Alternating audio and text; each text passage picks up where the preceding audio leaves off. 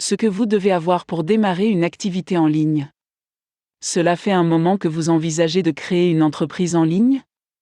Et lorsque vous êtes sur le point de commencer, vous trouvez que c'est un défi. Si c'est quelque chose qui vous concerne, continuez à lire, parce que dans cet article, je vais partager avec vous ce que vous devez avoir et le pourquoi derrière, afin que vous puissiez démarrer votre entreprise en ligne, mais surtout je vais vous fournir plusieurs techniques pour la créer et la construire. Commençons. Que devez-vous avoir pour lancer votre activité en ligne? Si vous cherchez une réponse en un mot, c'est la confiance.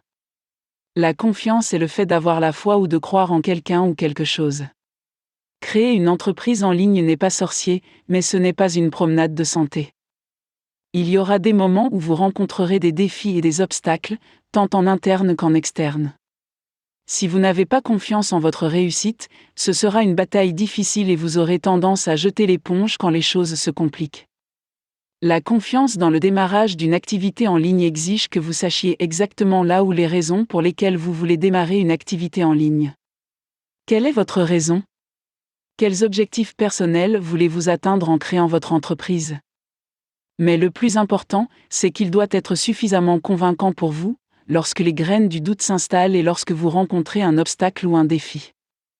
Voici quelques techniques que vous pouvez utiliser pour créer et renforcer votre confiance. Affirmation.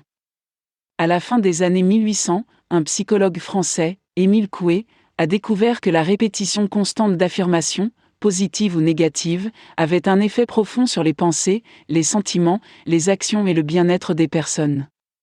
Il a obtenu d'énormes succès avec ses clients lorsqu'il leur a appris à répéter chaque jour, de toutes les manières, ma vie s'améliore de plus en plus.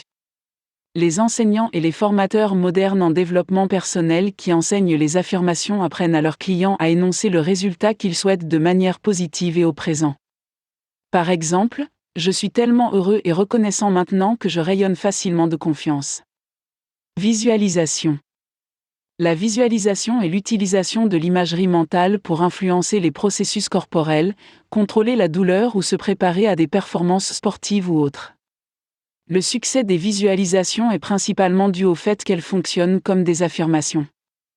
Il vous suffit d'invoquer le pouvoir de votre imagination et de visualiser le lancement de votre entreprise. Vous pouvez imaginer dans votre esprit la gestion d'une entreprise prospère, les fruits de la gestion d'une entreprise prospère. Imaginez là où les journées idéales que vous vivrez après avoir créé votre entreprise. Pour aider et assister le processus de visualisation, la plupart des gens créent également un tableau de visualisation. Un tableau qui contient un collage d'images du résultat qu'ils obtiendront ou qui les inspirera. Affirmations.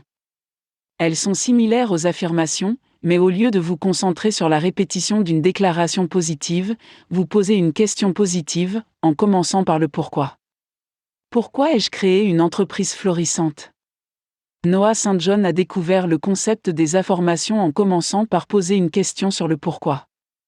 Ce qui l'a amené à découvrir que, lorsque vous vous posez des questions sur le pourquoi, votre cerveau se met à chercher des réponses pour soutenir la question.